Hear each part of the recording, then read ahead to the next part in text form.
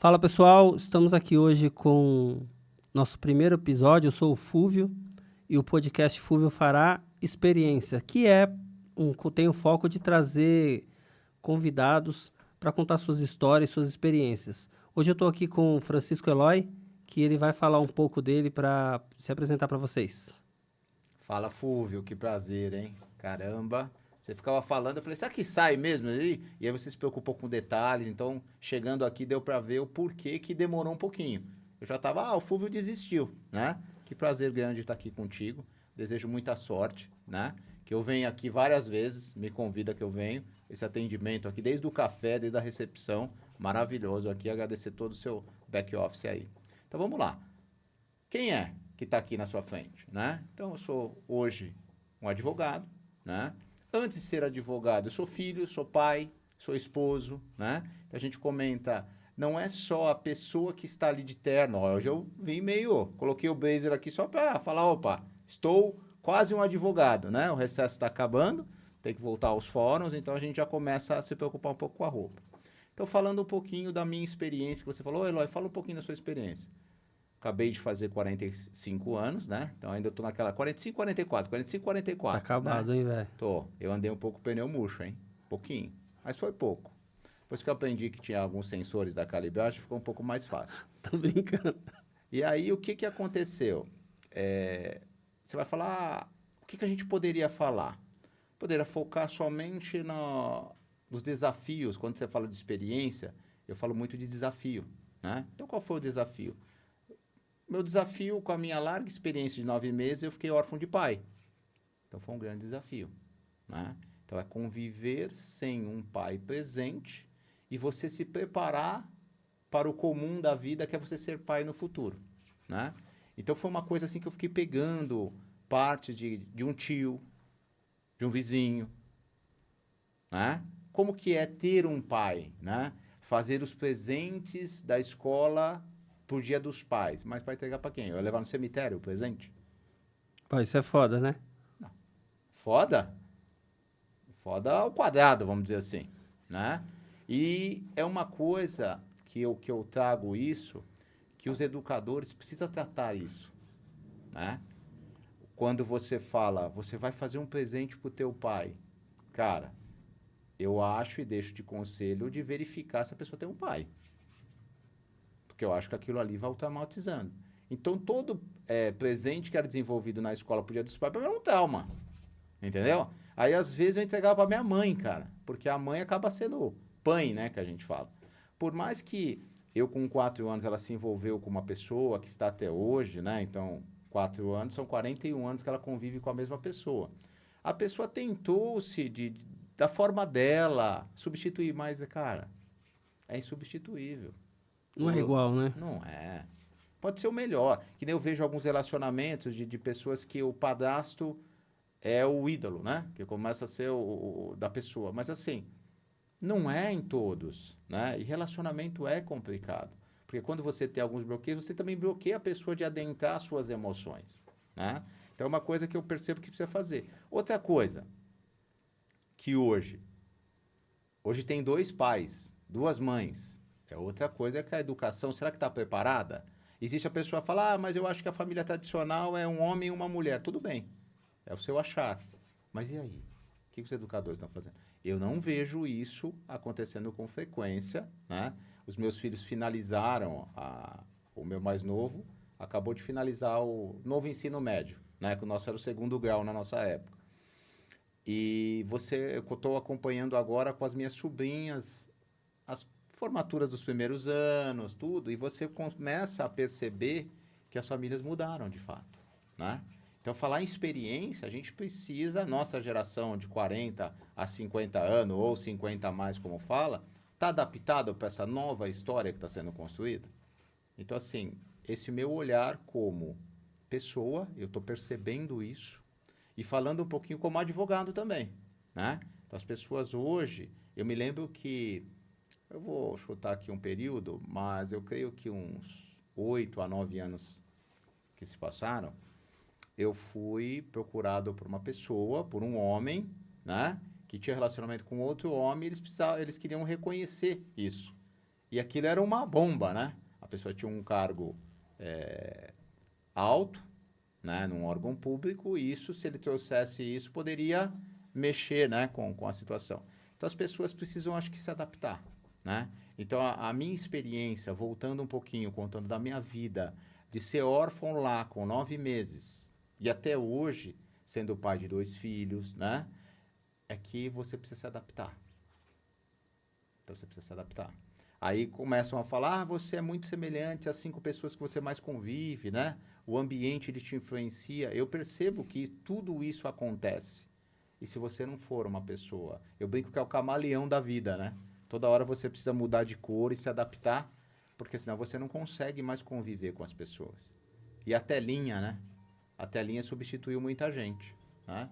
Eu percebo o seguinte, a tela aproxima as pessoas que estão distantes e afastam as pessoas que estão próximas. Então, um pouquinho da experiência... Cara, você está falando um negócio muito interessante, que não sei se tem muito a ver com direito, mas é o seguinte, né? Não é igual cuidar de um filho sozinho, cuidar de um filho com outra pessoa. Seja homem com homem, mulher com mulher, não importa. Então, escolha bem seus parceiros, porque a criança paga.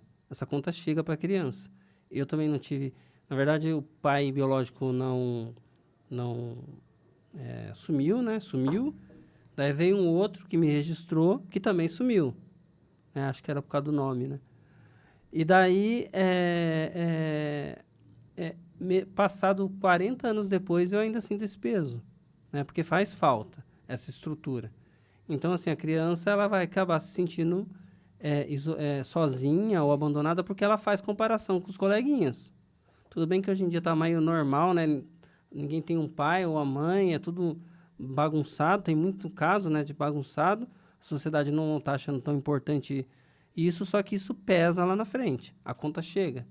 Ela cresce e esses pequenos traumas que vão acontecendo, comparações que vão formando lá na frente, a conta chega. E chega, viu? Então, assim, se você está num relacionamento, escolha bem, né? Namoro é para se conhecer. Noivado é para se conhecer. Quando você casa e você está com outra pessoa que vai formar uma família você não desiste, família você não abandona. O negócio é... mas e se der errado? Cara, dá para dar errado antes, né? Espera casar e ter um monte de filho aí para depois falar que não é o que eu queria. O que eu percebo? Eu percebo, falando de novo da vida, né? Então, a gente está falando aqui, você falou, Eloy, fala um pouquinho da vida, né? E quando a gente advoga, a gente participa da nossa vida, da vida dos nossos familiares, mas das vidas das outras pessoas que nos contratam, né? Então, por exemplo, lá no escritório a gente atende direito de família.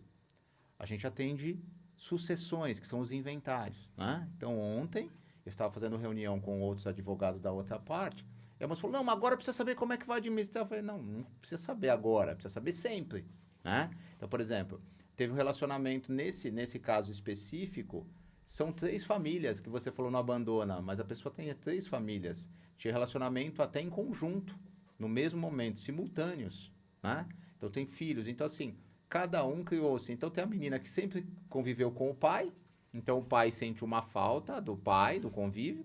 Os outros só querem saber quanto que sobrou de tudo que ele deixou, que eu tenho que viver minha vida porque ele escolheu viver a vida dele. Entendeu? Então, assim, o que é família? Né? Qual que é o tema família? E eu percebo o seguinte, que tanto do lado... Então, eu atendo, eu não faço uma seleção específica, eu seleciono o caso, não a pessoa. Tem casos que a gente não atende no escritório. A gente entende que não faz sentido por algumas situações. Mas, por exemplo, eu defendo o homem que não quer pagar a pensão como deveria, ou que não quer pagar a pensão de forma injusta. Então, eu defendo esse homem. E também busco o direito do menor, da criança, através da mãe que está representando, para que seja respeitado os seus direitos. Então, por exemplo, eu vou contar um caso rápido aqui. A pessoa entrou com o processo contra o meu cliente, e meu cliente falou, Eloy, eu consigo pagar até tanto. Vou chutar um valor aqui, R$300. Falei, legal. Fomos uma audiência de conciliação, e ela ficou, eu preciso de R$300 no mínimo para fazer isso, mais aquilo. Então, trazia várias contas sem uma comprovação que aquilo era necessário para a criança, né? E aí, ela começou a falar um valor, chegamos num valor, um exemplo, R$ 500. Ela falou, olha, eu preciso total de 500. Ele queria só pagar 300. Ele não queria e não podia pagar os 500. E aí eu falei, excelência, ela precisa de quanto? Aí ela respondeu, 500. Eu falei, excelência, então, perfeito. Aí ele falou, como assim perfeito? Eu disse, se o filho é dos dois, os dois precisam, porque não é só o pai que tem que sustentar, pagar conta, né? Claro.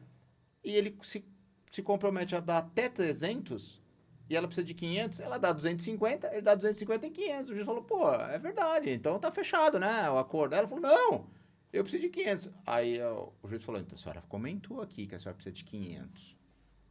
250 da senhora. O doutor Francisco Eloy trouxe um tema correto, coeso. 250 de cada um, né? O filho não é dos dois? E aí, ele estava disposto a pagar até 300, no fim ficou 250. Então, às vezes, as pessoas... Outra coisa que você estava falando de relacionamento, de se conhecer. Você se relaciona como uma mulher. Você se relaciona com uma pessoa que ganha R$ 2.000. Um exemplo. Você pode pedir uma pensão de 2.000 para essa pessoa? Claro que não, né? Né? Então, assim, existe aí pensões, eu uso muito o caso que é midiático, que é do Mick Jagger, né? Que dizem, eu nunca fui a fundo, até um processo segredo de justiça quando envolve pensão. Mas diz que o menino recebia R$ 500 mil por mês de pensão. Aí você fica falando, quem precisa de R$ 500 mil por mês para viver? Muita gente, né? Você teve helicóptero, avião, né? Tá toda semana em Orlando, ou seja, você precisa, né? Agora, é para que você tenha uma vida essencial, que está lá na Constituição Federal, né? Que o salário mínimo devia dar para você custear uma educação, a saúde, né? Que seja um lazer básico. Então, você falou uma coisa que é muito interessante. Você está conhecendo a pessoa, né? Existem algumas pessoas que digam o seguinte, às vezes você está num relacionamento totalmente conturbado na tua casa, da sua primeira família, com a tua mãe, que você comentou, todo mundo foi embora, né? Tem pais que vão comprar cigarro, né? Eu tenho famílias que, mas o que aconteceu?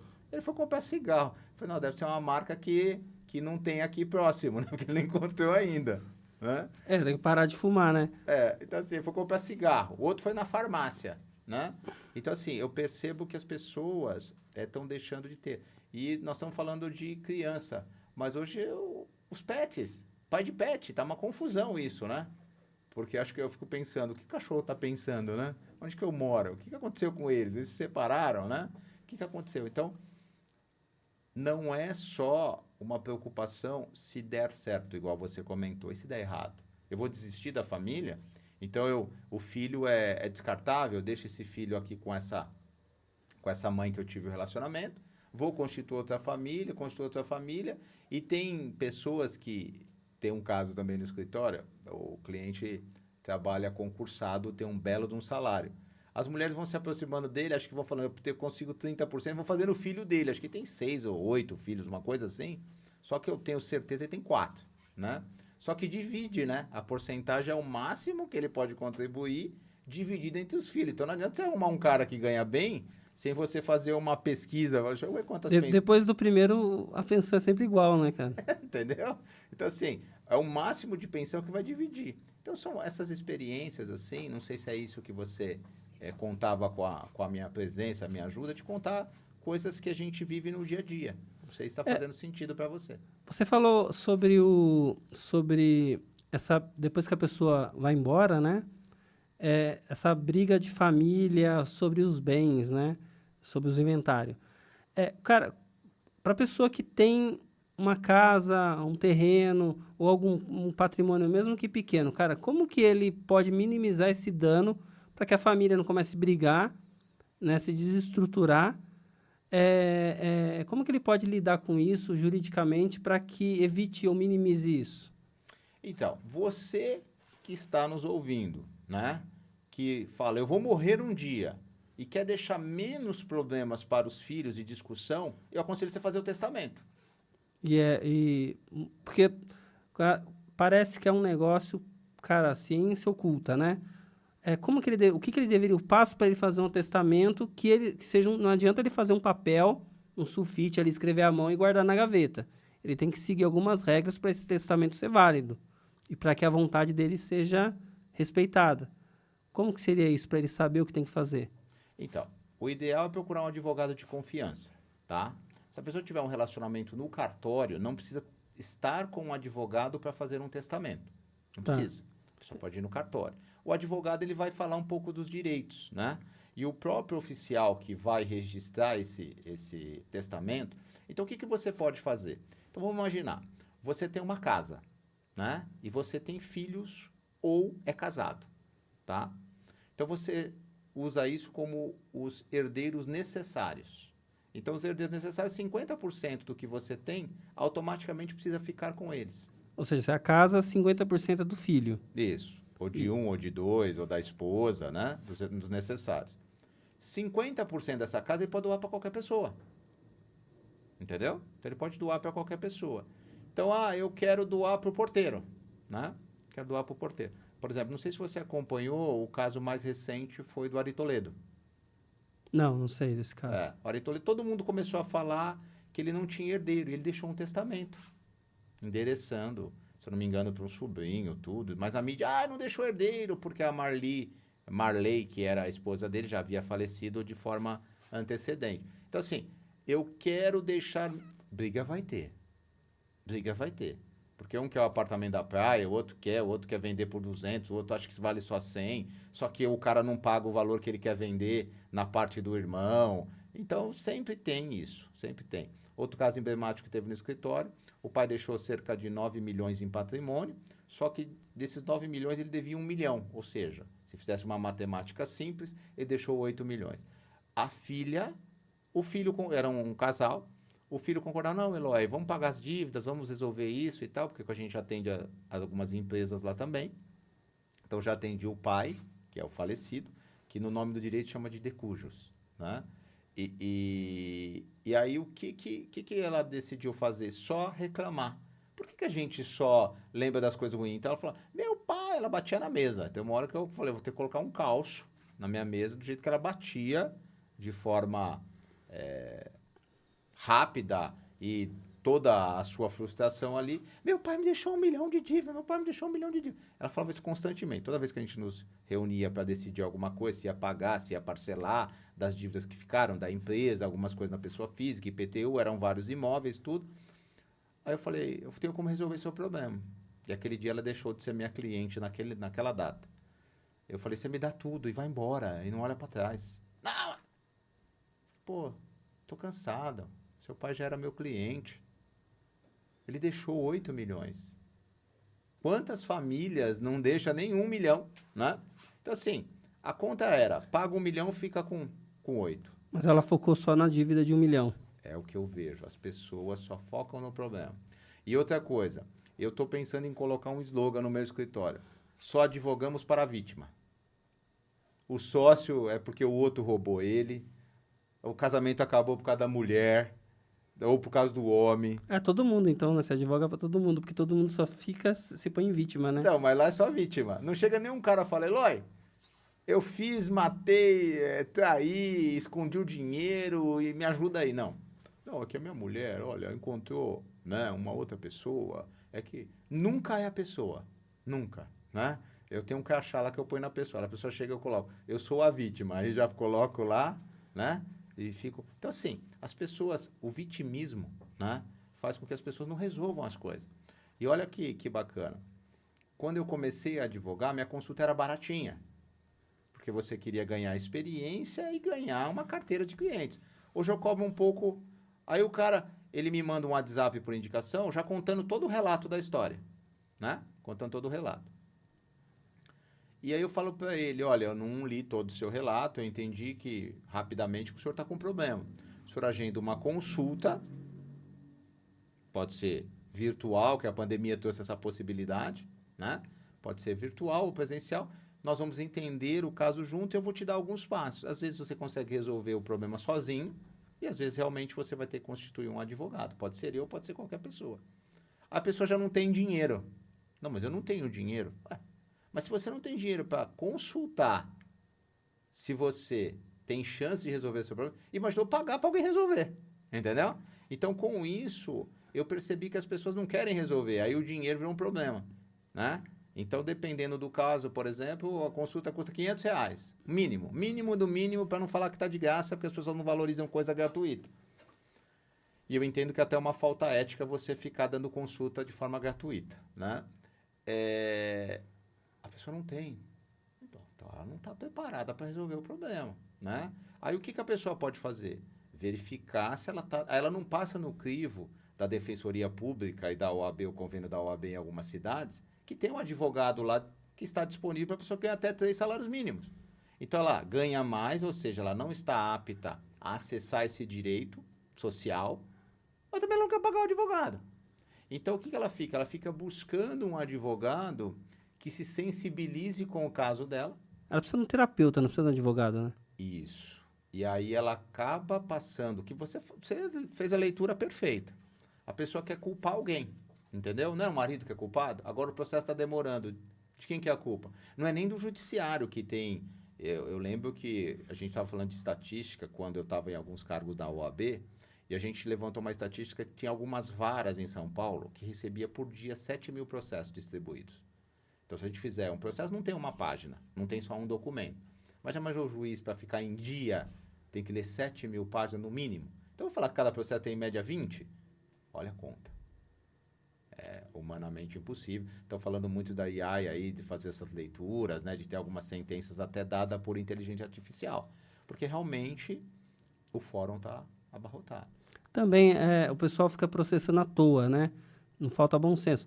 Mas só para não me perder aqui, se a pessoa tem um carro, se você tem um terreno, se você tem um imóvel, uma empresa, faça um testamento. Só para ver se eu entendi. Dá para fazer direto no cartório. Ele pode ir direto no cartório, não custa caro.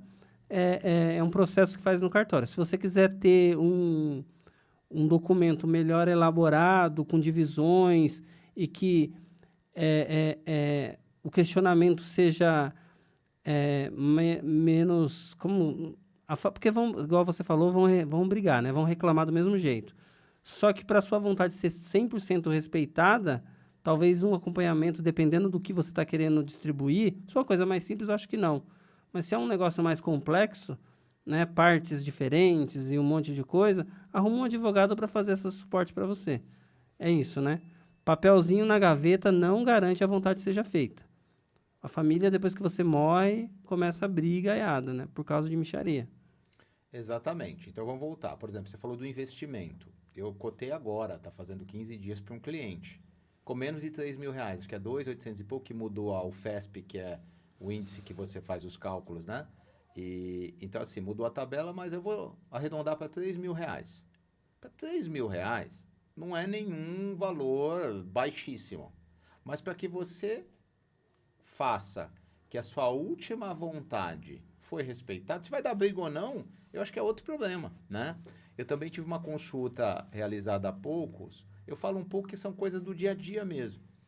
A mulher quer decidir, ela tem vários imóveis de locação, vários, ela quer decidir que quando ela morrer, a filha não pode dividir com ninguém, que ela casar. Ué, morreu. Se a pessoa quer casar com comunhão universal de bem e dá metade, é problema dela, você concorda? Porque ela já morreu. Então, tem algumas cláusulas de doação que você pode fazer isso, que ele não vai se comunicar com o parceiro ou a parceira. Você já pode fazer... vamos colocar a nossa opinião. Acho que é uma besteira o que a mulher está falando, que ela já morreu, mas ela ainda pode fazer com que isso aconteça. Isso. Há uma proteção. Então, por exemplo, uma coisa é você ser casado com comunhão de separação total de bens. Uma coisa é isso, né? Que quando você divorcia, os bens não se comunicam. Porém, se um dos cônjuges falecer, o outro tem direito, porque ele é casado com ele. Então, assim, às vezes as pessoas...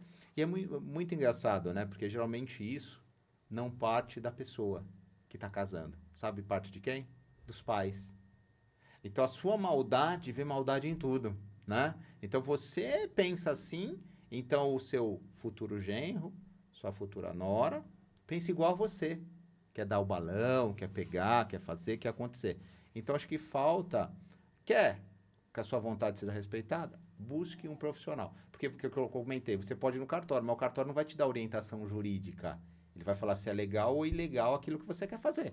Né? Entendi. Agora, a orientação, eles não podem indicar um advogado. Então, o ideal... Então, eu digo, quer viver uma vida mais tranquila? Se você puder, tenha um personal para que você faça seus exercícios de maneira correta.